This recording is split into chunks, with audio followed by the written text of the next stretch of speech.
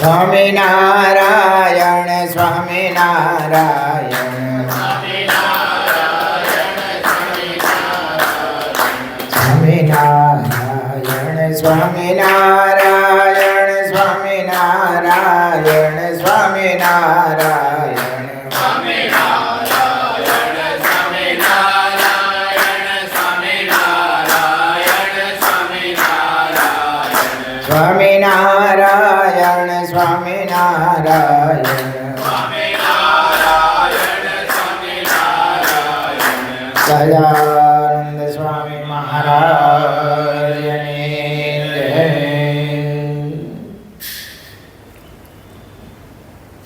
આપણે સીધા ક્યાં જવાનું છે? જેતલપુર. તળાવનો કિનારો, રંગમંડપ, રંગમોલ, સવારનો સમય સૂર્યોદયનો. શ્રીજી મહારાજ ઉગમણું મુખારવિંદ રાખી અને સભામાં બિરાજમાન છે. સંતો ભક્તોએ મહારાજની લલાટમાં ચંદનની અરસા કરી છે. ગુલાબનો હાર મહારાજે ધારણ કર્યો છે. સૂર્યના કિરણો મહારાજના વિશાળ ભાલ ઉપર પડે છે. એમાં જીવણ ભગત રોટલો લઈને આવે છે. મહારાજ એક હાથમાં રોટલો અને એક હાથથી મહારાજ એ રોટલો ભગતનો ભક્તિભાવ ગ્રહણ કરે છે. અને એ વખતે એ સભામાં બેઠેલા નિત્યાનંદ સ્વામી એને આ શ્લોકની રચના કરી એનું આપણે શ્રવણ કરીએ અને એ દિવ્ય સભાના આપણે હૃદયમાં દર્શન કરતા જઈએ. સનાતમ ચંદન ચરચિતમ નિજજાને પુષ્પસૃજાલં કૃતં પ્રાતઃ સૂર્યમયુખસેવિતમુખં શ્રીચંદ્રશાલોપરી ઘૃત્વા રોટકમેકપાણિતલકે પન્ત્વાનસ્તેન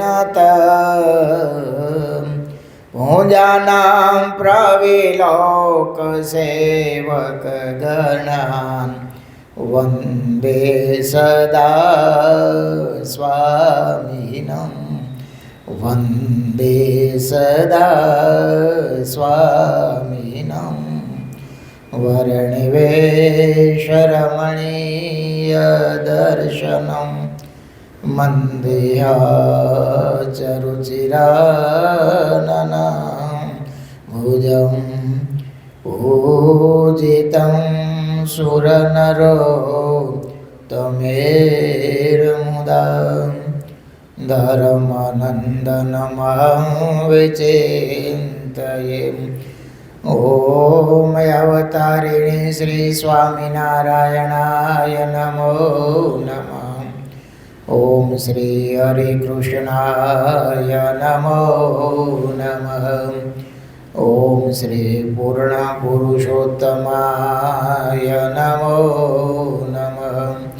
ઓમ સર્વેભ્યઃ સદ્ગુરુભ્યઃ નમો નમઃ. સહજાનંદ સ્વામી મહારાજની જય. હરિકૃષ્ણ મહારાજની જય. સ્વામિનારાયણ ભગવાનની જય. વિક્રમ સંવત 2082 અષાઢ સુદ 13 તારીખ 27/7/2026 સોમવાર.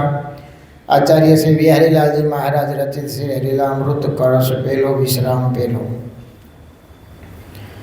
નમો મુક્તાનંદ પ્રભુ પદ તણા સેવક સદા મહાશાસ્ત્રાભ્યાસી વ્યર્થ ન ગુમાવે પળ કદા. કરે વાર્તા જ્યારે સુર સરિત ધારા સમવહે કુસંગે સતસંગે સકળ જન ચિતે અતિ ચહે કુસંગે સતસંગે સકળ જન ચિતે અતિ ચહે સહજાનંદ સ્વામી મહારાજની જય. ચાલુ કથાના પ્રસંગમાં સદગુરુ મુક્તાનંદ સ્વામીના જીવન વિશે આપણે વાત કરી રહ્યા હતા. આનંદરામ અને રાધાબાઈ થકી એમનો જન્મ થયો અમરાપુર ગામ. વિક્રમ સંવત 1814 પોષવદ સાતમના દિવસે એક બાળકનો જન્મ થયો. એનું નામ માતા પિતાએ મુકુંદાસ રાખ્યું. ધીમે ધીમે મોટા થયા. મૂળદાસના બે શિષ્ય હતા, હાથીરામ અને જદુરામ. એમની પાસેથી શાસ્ત્રનો થોડોક અભ્યાસ કર્યો, થોડુંક સંગીત પણ શીખ્યા. આજીવિકા માટે સંત મૂળદાસે એને અમરાપુર જગ્યાએ છે એની કે ગામનો ચોરો, એની માટે આજીવિકા માટે એને ત્યાં અલાદુમાં આપ્યું રહેવા માટે. આમ તો સંત મૂળદાસ સાથે 25 વર્ષ સુધી વિતાવ્યા. અને સંત મૂળદાસ વિશે તો આપણે આખું એનું જીવન શ્રવણ કર્યું છે કે કેવા સમર્થ સાધુ હતા. એ ધર્મવાળા હતા, પરોપકારી હતા અને ભજનિક હતા. ભગવાનમાં અપાર અને નિષ્ઠા હતી. એ જે ધામમાં જવાનો પ્રસંગ છે, રૂવાડા બેઠા કરી દો. બહુ જુજ આપણને એવું જોવા મળતું હોય કે કોઈ નનામીમાંથી ઊભા થઈને પાછા આવે અને બીજે દિવસે સ્વતંત્ર થકા એ ભગવાનના ધામમાં જાય. આવા બહુ ઓછા પ્રસંગો સાંભળવા મળતા હોય છે. એમાંના એક સંત મૂળદાસ હતા. આ ભારત ભૂમિ એ સંતોની ભૂમિ છે. તમે જો કેવા સમર્થ થઈ ગયા સંતો. પરમ ચૈતન્યાનંદ સ્વામીને આપણે કાલે વાત કરતા હતા તો જગન્નાથપુરી ભગવાનની મૂર્તિ છે એમાં દેશ હતા વિલીન થઈ ગયા. મીરાબાઈ તમે જુઓ કે દ્વારકાધીશમાં શરીર હોતા વિલીન થઈ ગયા. ભુજમાં આપણે લાધીભાઈને માતાજી હતા. માતાજીએ લાધીબાઈએ જાહેરાત કરી કે આવતીકાલે મારે મહારાજના ધામમાં જવું ને સત્સંગ રાખજો. ત્યારે માતાજીએ કીધું કે મહારાજે આપણી જોડી બાંધી દીધી છે, તો માં મને મૂકતા જાઓ. હાલે પહેલાં તને મોકલીશ, પછી હું જઈશ. અને કહેવાય છે કે બેયનો અગ્નિ સંસ્કાર એક સાથે કર્યો. પહેલાં માતાજીને મૂકીને આવ્યા, પછી લાધીભાઈ તૈયાર થયા. આખી ગામત્રે જવાની વાત નથી બાપ. આ દેહ છોડીને જવાની વાત છે, અક્ષરધામ ગમનની વાત છે. અને ત્યાંથી પછી ક્યારેય પાછું પડવું પડતું નથી. એવી યાત્રા છે જે શાશ્વત સુખને આપનારી છે. આ લોકનું તમે 100 વર્ષ સુધી ઉદ્યમ કરો, કદાચ અઢળક સંપત્તિ મળે. એ ખાલી ઝાંઝવાના જળ જેવું સુખ છે. કેવું? હકીકત નથી. આ લોકનું કોઈ પણ સુખ હોય ને એ દુઃખ વિનાનું હોય જ નહીં. શાસ્ત્રમાં એને દુઃખાલય કીધો છે. કેવો? બૂટ ચંપલ હોય ત્યાં તમે એમ કહો મારે 1 મીટર કાપડ જોઈશે, મેર પડે કાંઈ? એમાં લોકમાં ક્યાંય સુખ છે એવી કોઈ કલમ મૂકી જ નથી. લો દેખાય છે એ ખાલી આભાસ છે. કેવો? આભાસ છે. એની પાછળ અનંત દુઃખ છુપાયેલું છે. સુખ ને દુઃખ બે સાથે જ હોય છે. પછી નાનાને એ પ્રમાણે, મોટાને એ પ્રમાણે. એમાંય જે પેલા કરોડપતિ હોય ને પછી રોડપતિ થાય એને જે દિવસો કાઢવા, એ ઓલું સુખ ક્યાંય એને ગોઈતું જડે નહીં. જડે? ક્યાંય જડતું નથી. અને ભગવાનનું જે સુખ છે એ શાશ્વત છે. કેવું? શાશ્વત છે. એનો ક્યારેય અંત નથી. એ ક્યારેય ઓછું થતું નથી, નાશવંત નથી. આ લોકોનું જે કાંઈ સુખ દેખાય ને એ આખરે નાશવંત, ક્ષણિક છે. ક્ષણિક કીધું છે. સ્વપ્ના જેવું કીધું. કેવું? સપનામાં કેવું સુખ આવે? એ રાજા થઈ જાય, ઘડીક તો આખો પૃથ્વીનો સમ્રાટ થઈ જાય. અને એમાં તો જરાય ખોટું લાગે? સત્ય જ લાગે. પણ આખું ખોલે એટલે આ જગત આખું સ્વપ્ન જ છે. હો, મોટાની દ્રષ્ટિએ તમે જુઓ ને તો ઓલું બંધ આંખે સપનું શરૂ થાય ને આ ખુલ્લી આંખે સપનું એ સપનું જ છે. એક દી ચિત્તામાં સૂતા એટલે બધાય સપના સમાપ્ત થઈ ગયા. છતાંય મોહ તમે જુઓ, હજી ભેળું કરી લાવો, હજી ભેળું કરી લાવો, હજી અહીંથી મેળવી લાવો, હજી અહીંથી મેળવી લાવો. તૃષા શુક્તિ નથી હો. ગમે એટલું ભગવાને ખોપરું એવું બનાવ્યું છે ને કે એ ભરાતું જ નથી. બોલો, શરૂઆતમાં એમ થાય હવે થોડુંક સેટિંગ થઈ જાય ને એટલે આપણે કાંઈ કરવું નથી. હજી એવો માયનો લાલ કોઈ પાક્યો નથી. અહીંથી વિદ્યાર્થી અમેરિકા જતા હોય ને કે સામે એ થોડાક પૈસા કમાય પછી અહીંયા આવીને રોકાણ કરશું. હજી ત્યાંથી પાછો નો રાખે ને વિઝા ન મળે ને પાછો આવી વાત જોતી હો. બાકી તો પૂરેપૂરો પુરુષાર્થ કરે કે અહીંયા આપણે સેટિંગ કેમ થઈ જાય. ખોટું નથી ધંધો કરવો, બિઝનેસ કરવો, કમાવવું, પણ એની પાછળ આખી જિંદગી હોમી દેવી એ તદ્દન ખોટું છે. ભગવાને મનુષ્ય જન્મ આપ્યો છે આપણા આત્મકલ્યાણ કરવા માટે. એ મુખ્ય મુદ્દો ભૂલાઈ જાય તો એ શું કામ? ગુણાતીતાનંદ સ્વામી તો કેવું કીધું સરસ સરળ ભાષામાં એક વાક્યમાં, કદાચ કરોડ કામ સુધર્યા અને એક મોક્ષ બગડ્યો તો શું સુધરું લ્યો. કાંઈ વાત તમે જો એક જ વાક્ય કેવું હલબલાવીના કેવું છે ને, આ એનો સ્વ અનુભવ છે બાપ. એની દ્રષ્ટિ અક્ષરધામના સુખમાં પહોંચી ગયેલી છે, એ સ્થિતિથી બોલે છે હો. પછી આપણે તર્ક કરી રાખી સુખનું તો આ બધા હું કામ દોડતા છે અને આવું કામ કમાતા તો કમાય. આખું ચક્ર ભગવાને ચડાવ્યું છે, એમાં કંઈ અટકવાનું નથી. હું તમે ના પડતો અટકી જવાનું છે, પણ હકીકત સ્વીકારાઈ જાય ને તો કામ થઈ જાય. સ્વામી કે જ્યાં રહેવું નથી ત્યાં પાતાળ સુધી પાયા નાખે છે, અને જ્યાં કાયમ રહેવું છે એનો કોઈ વિચાર કરતો નથી. આમ તમે જો તો અહીંયા આપણે કેટલા વાર ભગવાન તમને 125 વર્ષના કરે આવું, પછી હું કાંઈ નહીં. અને જે કાયમ રહેવું છે ભગવાનના ધામમાંથી ક્યારેય પડવાનું થતું નથી. સ્વામીજી એનો કોઈ વિચાર કરતો નથી, એનો કોઈની પાસે ટાઈમ નથી.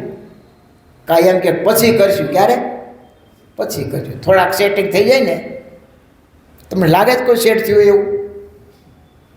તમારા બધાનો અનુભવ છે. ગામડામાંથી આવ્યા હોય, નાનો એવો બિઝનેસ કરતા હોય, નાની એવી રૂમ લીધી હોય, પછી એમ થાય થોડુંક ઘરની રૂમ થાય તો સારું, પછી એમ થાય એ થોડી ગાડી 4 વ્હીલ થઈ જાય તો સારું, પછી એમ થાય સારા એરિયામાં રહી તો સારું. પછી છોકરા વળી એવું વિચારે કે બાપા અહીંયા કાંઈ નથી, અમેરિકા જાય તો સારું. અમેરિકાએ જઈ આવે ત્યાં હું લે ખોટું નથી, જાવું તમ તારે, હું જાયનો વિરોધ નથી કરતો, પણ માણસ કેવા કેવા મનોરથ ઘડતો હોય છે એની વાત છે. શરૂઆતમાં કાંઈ ન હોય તેમ થોડુંક મળી જાય ને એટલે બહુ થઈ ગયું. એ પૂરું થઈ જાય પછી પૂરું થઈ જાય પછી એમ લાગે થોડુંક આટલું મેળવી લેવું જી, થોડુંક આટલું મેળવી લેવું જી. પુરાણમાં એક દ્રષ્ટાંત આપ્યું છે કે તૃષા કેવી છે. એક માણસને બહુ તરસ લાગી, દ્રષ્ટાંત આપ્યું છે એવું ઋષિએ.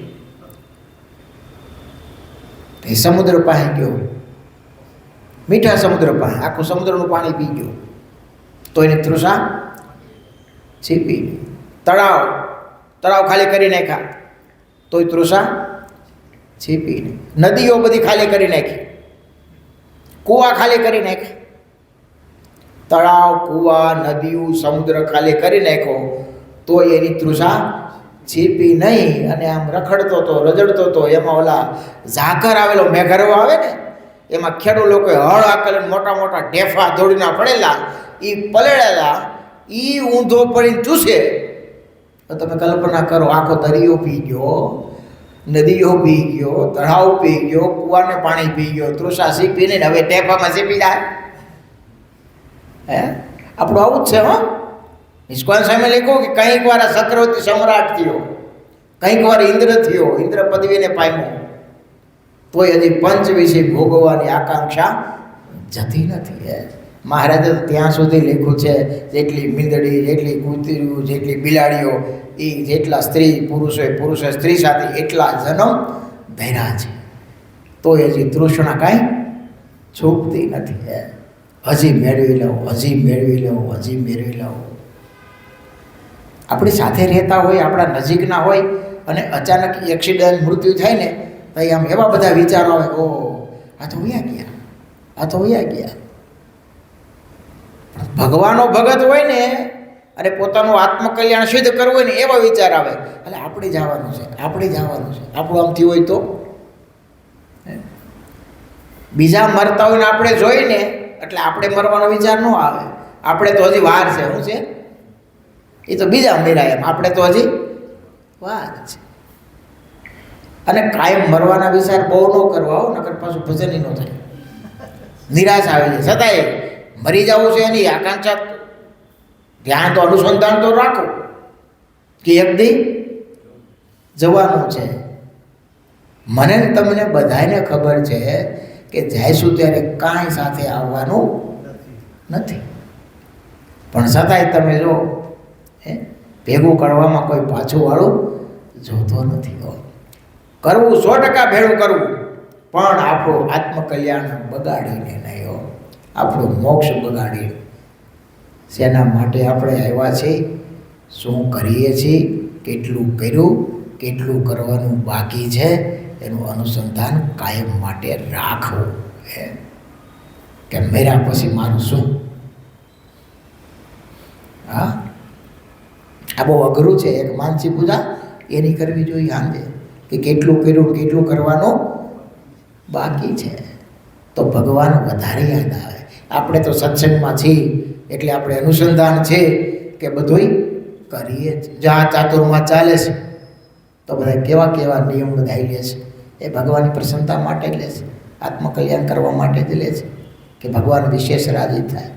આપણે ભણવામાં એક પાઠ આવતો, નાનું એવું લીધેલું એક સાધુ પાસેથી નિયમ એ કેવું કામ કરે છે તમે જુઓ. એક સાધુ ભાઈ ચોર આવ્યો, તમારી વાર્તા આવતી, તમારે આવતી કે નહીં ખબર નહીં. ચોર આવ્યો, એને કીધું ભાઈ કાંઈક નિયમ લે. તો હવે હું તો ચોરી કરીને પેટ ભરું છું, હું શું નિયમ રાખું? તો કે નાનું એવું લે. તો કે મા બાપજી તમે આપો, લેવાશે તો લઈશ, તારે ખોટું ન બોલવું. ભલે બાપજી ખોટું નહીં બોલ, મારો નિષ્ઠાવાળો ને છે, શ્રદ્ધાવાળો માણસ, નકર ચોરને ખોટું ન બોલે હોય. પણ સાધુએ બહુ કીધું એટલે કે સારું, ખોટું નહીં બોલવું. રાજાના ખજાનો તેજોરી લીટી રાજાને 7 રત્નો હતા ડબ્બીમાં, બહુ કિંમતી રત્નો. એમાંથી એણે 3 રત્નો જ લીધા, બીજા રહેવા દીધા. ચોર ઈમાનદારી વાળો છે, એટલી બધી એને જરૂર નહોતી. 3 રત્નો તો એને આજીવિકા પૂરી થઈ જાય બધી, બહુ કિંમતી હતા. કેટલા હતા? 7 હતા અને 3 લીધા અને 4 રહેવા દીધા. હવે રાજા એ વખતનો રાજા, પ્રજાપ્રેમી રાજા, રાત્રે છુપાવે છે, નગરમાં નીકળે અને જોવે કે મારા રાજ્યમાં કોઈ પ્રજા દુઃખી તો નથી ને, કોઈ પીડાતી નથી ને. એટલે સાદા કપડામાં એ રાત્રેનો નીકળવો છે. બરાબર એમાં ચોર સામે મળ્યો, એના ચોરી કરીને જતો હતો. એને ઉભો કલા, એ કોણ છો? તો કે ચોર શું? ખોટું તો બોલાય નહીં. નિમતું કોણ છો? ચોર શું? ક્યાં ગયો તો? રાજાને તિજોરી લૂંટવા. તો શું લૂંટ્યું? રત્નો. કેટલા લીધા? 3. કેટલા હતા? 7 હતા. તો બધાય કેમ ન લીધા? તો કે બસ મારે પૂરા થઈ જાય એમ હતા. સારું, જતો રહ્યો. રાજા રાજમાં ખબર પડી સવારે ચોરી થઈ છે. બધાને બોલાવ્યા, પ્રધાને હુકમ કર્યો કે તપાસ કરો શું લૂંટાણું છે. તેજોરી ખોલી તો રત્નો હતા, એ રત્ન હતા. પ્રધાને એમ થયું 4 પેડા લાઈન નાખો ખીચામાં. ચોરી તો થઈ છે, રાજાને ક્યાં ખબર હતી કે બધા લઈ ગયા, અડધા લઈ ગયા. ચોર થોડો મૂકવાનો હતો કાંઈ, તેણે 4 નાખ્યા ખીચામાં.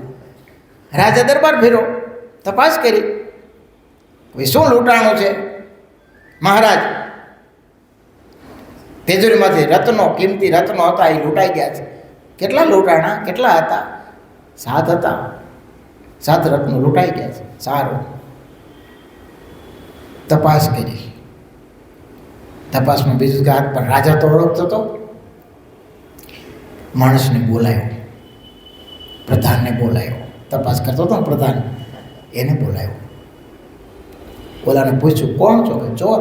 સાંજે જે પ્રશ્ન પૂછ્યો તો એ જ પ્રશ્ન ભર સભામાં કચેરીમાં. હો, કોણ છો? કે ચોર. શું કર્યું? ક્યાં ચોરી કરી? તમારા રાજમાં, તમારે તેજોરી. કેટલા રત્નો લીધા? 3. આર્યા હારે લાવેલું બતાવ્યા 3 રત્નો.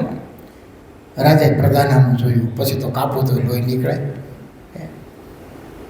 એ સ્ટોરી એવી છે કે જે એક સાધુના વચને એક નાનું એવું નિયમ રાખ્યું તો રાજાએ પ્રધાને કાઢીને પ્રધાનની જગ્યાએ આને બેહાર્યો કે તું સરતા નિષ્ઠાવાળો માણસ. કેવો ચોર તો આ છે ને ઓલાને જેલમાં નાખ્યો. બોલો,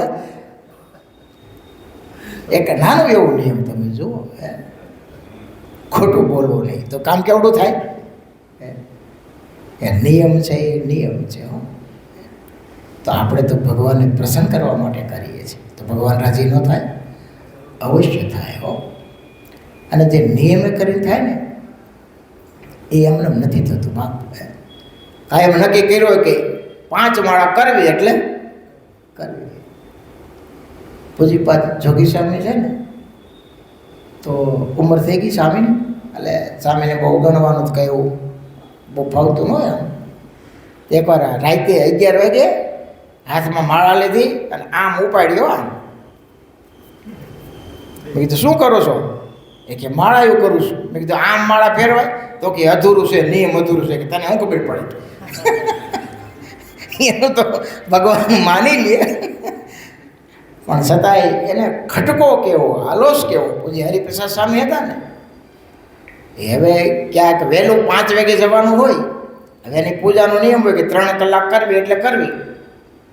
તો એ ઉઠે 1, 1:30 વાગે, 2 વાગે ઉઠે, નહીં ધોવે, પછી 3 કલાક પૂજા કરવી એટલે કરવી. ગમે ને વહેલા મોડું જવાનું હોય તો એ પૂજામાં ત્યાગ ભાગ ન કરે. અભણતા. હો, પણ ભગવાન પ્રત્યે અને ગુરુ પ્રત્યેની જે નિષ્ઠા હતી એ ગજબની હતી. હો, ગુરુદેવ શાસ્ત્રી મહારાજ પ્રત્યે એ સાધુ થયા પછી એને કોઈ દી નવું ધોતિયું કાઢ્યું નથી આજીવન. હો, એવા એક મુગટ સ્વામી હતા. એ તમને એમાં ખ્યાલ ન આવે. કોઈ સંતોએ કાઢેલા ધોતી હાંધીને પહેરવાના અને આજીવન નવું ધોતિયું નહીં કાઢવાનો નિયમ. એના તપ એવા આકરા. હો, હરિપ્રસાદ સ્વામીને બહુ કઠિન તપશ્ચર્યા કરતા અને સેવા એટલે ગજબની સેવા.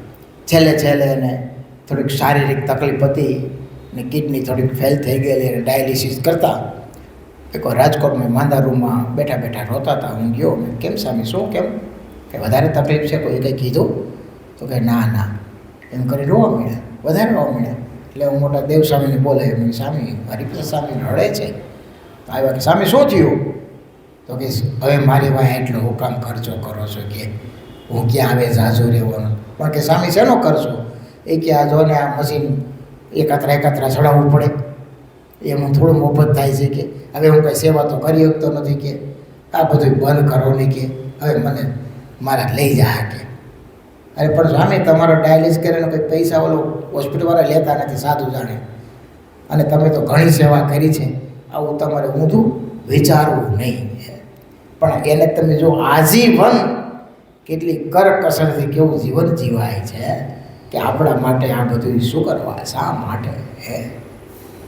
આવા બધા મોટા સંતો એના ધ્યેય કંઈક જુદા હોય છે. જુદા હોય છે. અખંડ સ્મરણ. વીર પૂજીપાદ જોગી સ્વામી વડતાલની યાત્રાએ ગયા તો બોલો સાથે કાંઈ લેવાનું નહીં. બે પગમાં કંઈ પહેરવાનું નહીં. અને કોલી આપણે ખાતરની કોથળી, સુપરની કોથળી આવતી ને એમાં પૂજા મૂકીને મોઢું બાંધીને ખભે નાખીને હાલતા. એ પથ્થર ને પૂજા 2 વસ્તુ, એ આખી સંપત્તિ આવી ગઈ એમની બેની. હો, 2 અભણ કઈ બાજુ વળતા લેવું છે એ ખબર ને આમ ઉગમ આવ્યું છે. પૂછતું જવાનું, હાલી જવાનું, બોર્ડ વાંચતા આવડે ને બેમાંથી ગઈ ગામડે ત્યાંથી 2 કે આમ છે હાલ્યા જાઓ. ઉગા મેળી ગયા. હરિજયંતિ બીજા દિવસે, દશમના દિવસે કાંઈ મળ્યું નહીં, ખાવા પીવાનું કાંઈ. એકાદશી પાછા હરિજયંતિની એકાદશીના ઉપવાસ તો નકોડા કરવાના. 5 ઉપવાસ હરિપ્રસાદ સ્વામી કરતા ને પછી જોગી સ્વામી કરતા. મહિનામાં 5 ઉપવાસ નકોરડા અને પાછું ચાલતું રહેવાનું. સ્વયં શ્રીજી મહારાજે ખરડમાં એક ભૂદેવ હતા, પૂજારી મંદિર ને હરિમંદિર, એને રાતે મહારાજે દર્શન દીધા કે રાજકોટ ગુરુકુલથી મારા 2 સાધુ આવે છે અને 3 દીના ઉપવાસ છે, તો એના માટે પાયણા માટે ફરાર કરી રાખ્યા. શ્રીજી મહારાજે સ્વયં દર્શન દીધા.